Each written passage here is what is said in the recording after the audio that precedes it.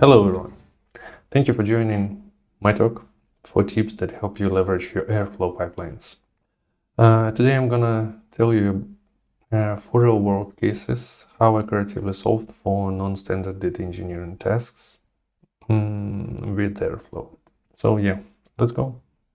I'm not gonna stop you about who I am because I believe it should be told you in the intro. So let's go straight to the tips, and because we have only 30 minutes. Before the first tip, I know that most of you should face, like with the very little experience in the data engineering, should face the situation where you have a lot of similar pipelines which differs to each other just with small information, like, I don't know, IDs, start date, which API is called, and so on and so forth. So basically, you don't need to create separate pipelines for all of them. We can auto-generate the pipelines for them using some configuration.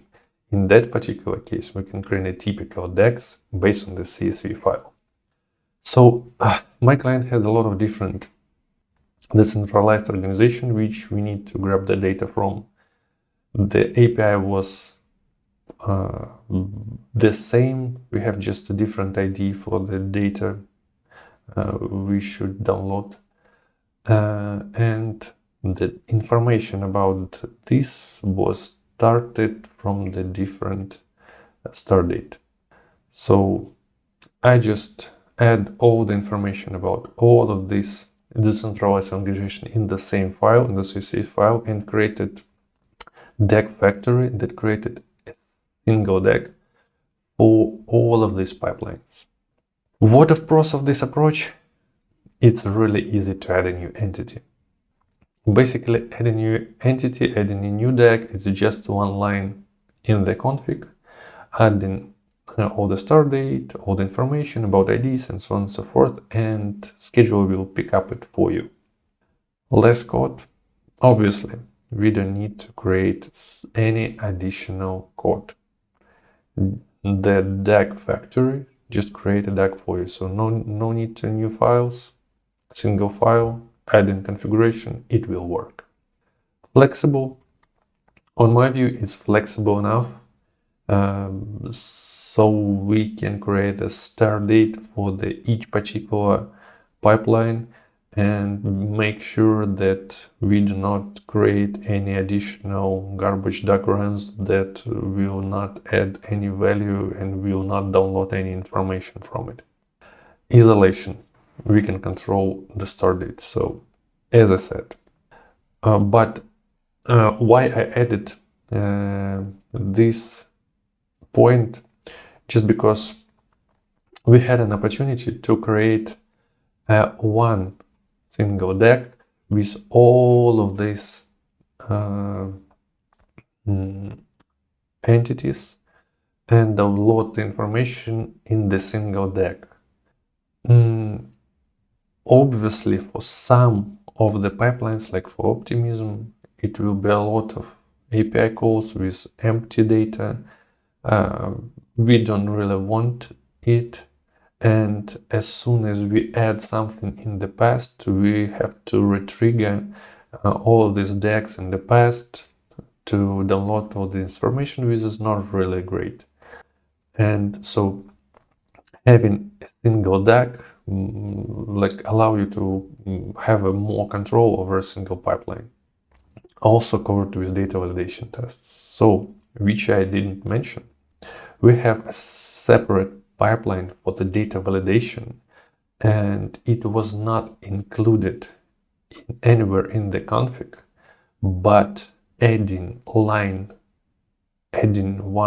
decentralized organization in this config was automatically picked up by the data validation pipeline, and also it was included in the data validation test. So if we add any new decentralized organization, the data downloaded for it was already validated with our data validation test, which is really great, without any additional efforts.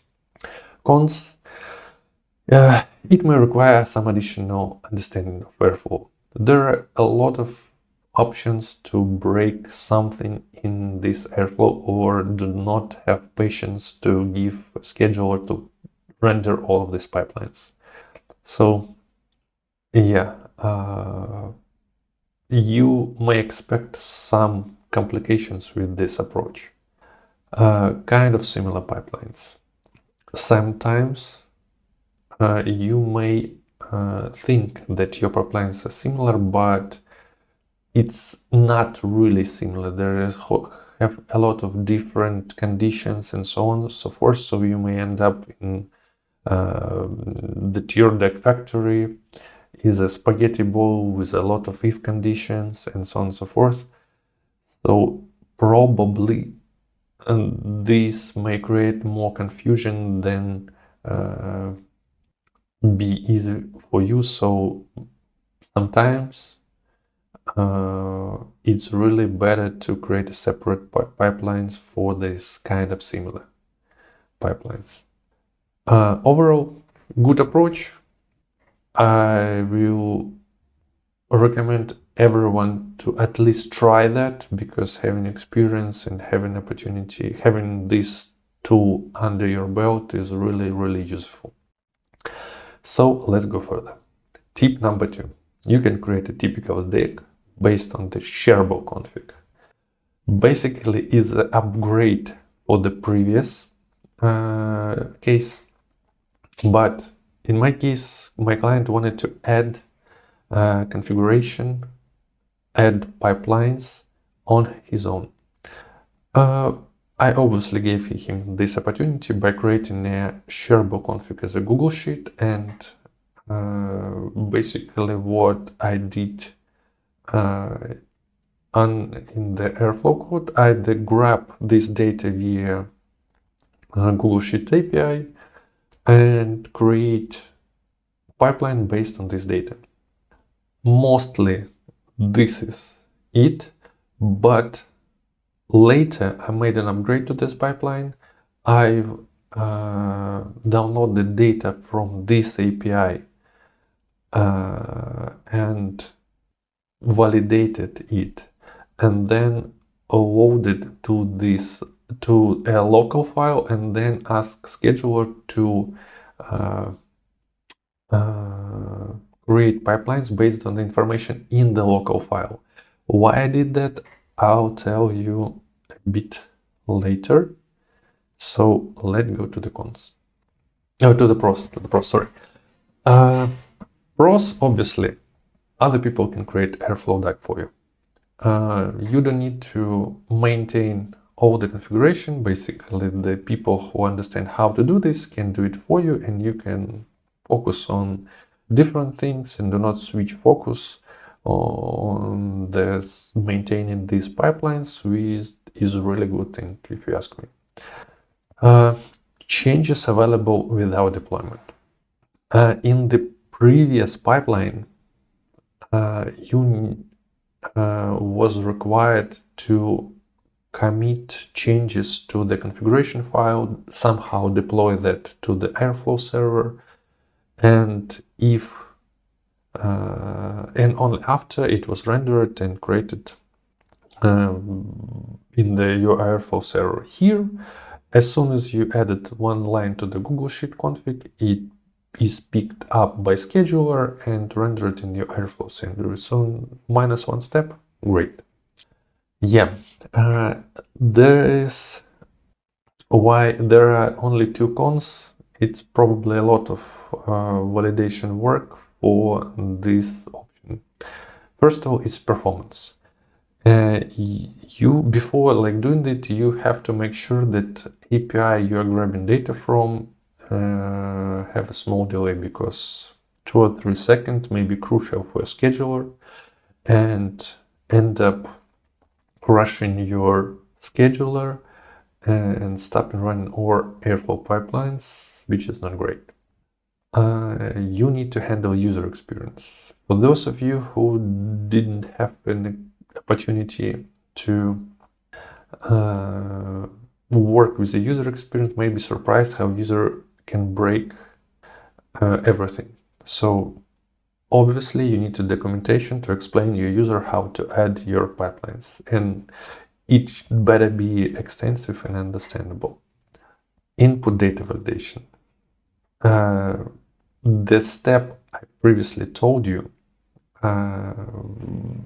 grabbing data from the API and only then validating it, and then loading it to the local file and build your pipeline based on this file, it is really for validating the data, because even though you added the documentation and invested a lot of your time in it, user may skip it, may do not understand it right, and so on and so forth. So you'd better to validate the data and do not pass the data, that garbage, to the scheduler, because it obviously may broke your scheduler, which is not a good thing. May break your scheduler. And even though you have documentation, you have your validation test, something, you're also a human and you can skip something. And you find your user who will break your cluster, so you'd better to have a error notification to react as soon as it's possible. Overall, good option, may save you a lot of time, but it's better to have a lot of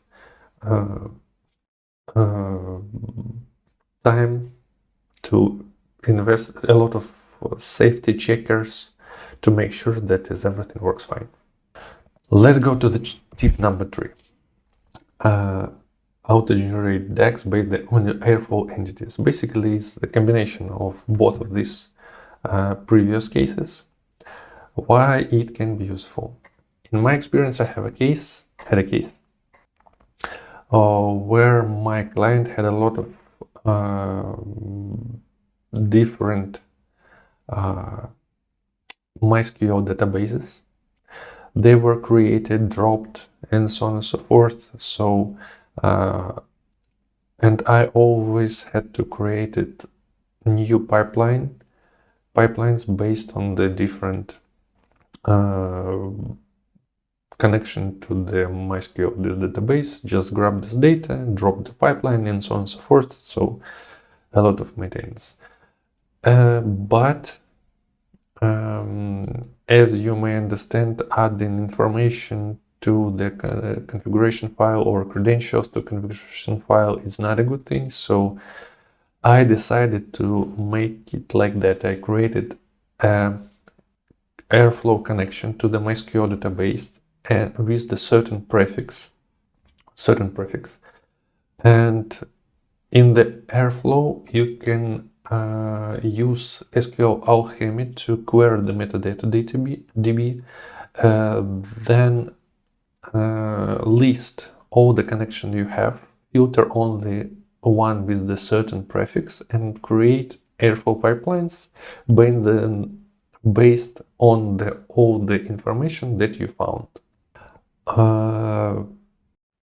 It is as it is, really good thing. You do not to maintain any configuration. All the configuration is already in the MySQL, in your metadata DB, and if the connection is fine, so everything should work fine.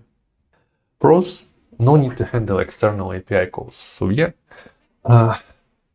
no need to handle any configuration, external APIs, everything in your metadata DB. So if one way or another scheduler already call your metadata DB, and everything is in it. What are the cons? Configuration can be lost. I don't know if you faced a situation where your metadata airflow database was lost, not really great. Or, for example, you have to migrate your airflow from one server to another. So also the situation where metadata DB can be lost. But once you lost it, you also lost all of your connections and you lost all of your configuration. So it's better to have a backup of your configuration. It's slightly higher load on the metadata DB, but one way or another, scheduler make a lot of calls during its regular run, so one additional call will not be a problem. Yeah, this is the one. So let's go next. Okay, tip number 4. Make your airflow pipelines event-driven. Some of you may like, what? Airflow is for scheduled batch jobs. How we can make it event-driven? But there are options. So sometimes you may require, I don't know, there is a low volume of events, say few, like 2 or 3 an hour, but you may need result of this pipeline as soon as it possible once the event was put into event occur. So yeah, I had pretty much the same case. That's how I did it. So our application was put the event to the Google Cloud pops up. Basically, it's in just event queue.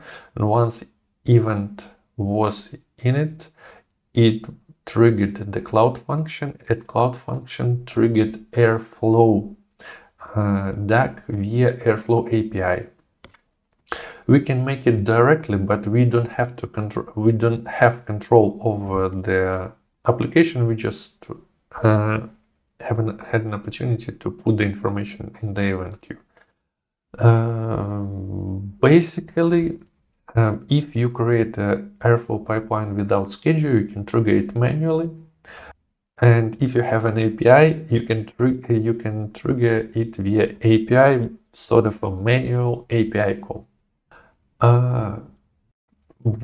What are the pros of this approach? Result of the execution do not rely on schedule. Like basically, it's a definition of event-driven. Really good things. Another way to do that would be to create a pipeline that runs once a minute, that check number of events in that queue, and if there are more than 0, just grab all of them and run the pipelines for all of these pipelines. But in this particular case, you end up having tons of 1-minute DAG runs, which will overload your metadata DB with tons of garbage DAG runs and end up slow down metadata DB on all of your Airflow experience. What are the cons? It's a limitation, obviously, of that approach. Is if your pipeline have, I don't know, thousands of events an hour, it will not be applicable to the Airflow and it's will not work. So probably the best that Airflow can give you is, I don't know, one event in 5 minutes, which is pretty good in my end. Like sometimes is enough, and if it's enough, why can't we do that? So basically, these are the 4 tips I wanted to tell you about it.